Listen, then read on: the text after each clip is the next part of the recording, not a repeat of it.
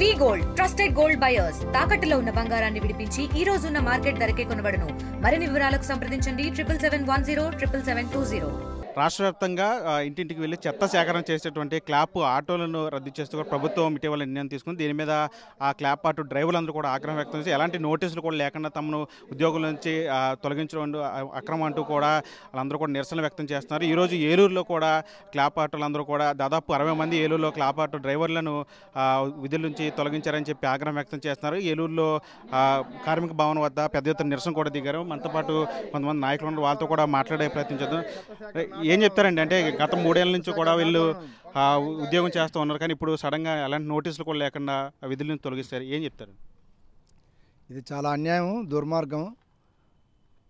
ఏ ఉద్యోగి కానీ ఎవరైనా సరే ఒక వర్కర్ కానీ విధుల నుంచి తొలగించే సందర్భంలో కనీసంగా సహజ న్యాయ సూత్రాల ప్రకారంగా నోటీస్ ఇవ్వాలి.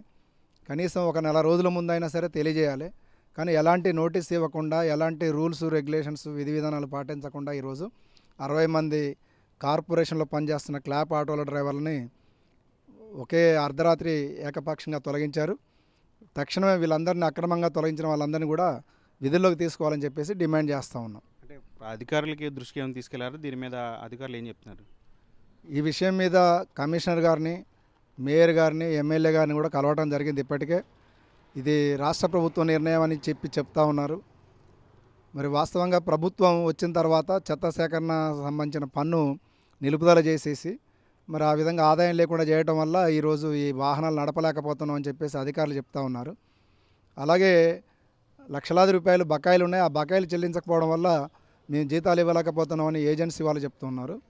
మరి ఈరోజు ప్రభుత్వం ప్రత్యామ్నాయ మార్గాలను చూసి మరి ఉద్యోగాలు పోకుండా వీళ్ళని కొనసాగించాల్సిన అవసరం ఉంది.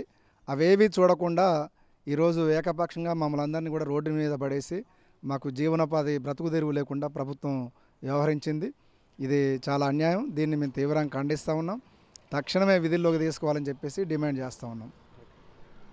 ఇది మొత్తం క్లాప్ ఆటో డ్రైవర్లు అందరూ కూడా చెప్తున్నారు, తమకు జీవనాధారం ఉన్నటువంటి ఉద్యోగాన్ని అట్లాంటి నోటీసులు కూడా లేకుండా ఉద్యోగుల నుంచి తొలగించడం సరైన పద్ధతి కాదు. దీని మీద ప్రభుత్వం పునరాలోచన చేసి తమకు ఉద్యోగ భద్రత కల్పించాలని వీళ్ళందరూ కూడా కోరుతున్న పరిస్థితి కనిపిస్తుంది. విజయ్ చంటితో మన RTV ఏలూరు నుంచి. మరిన్ని వీడియోస్ కోసం ఛానల్ ని సబ్స్క్రైబ్ చేయండి. లేటెస్ట్ అప్డేట్స్ కోసం వాట్సాప్ ఛానల్ ని ఫాలో అవ్వండి. ఆ లింక్ డిస్క్రిప్షన్ లో ఉంది.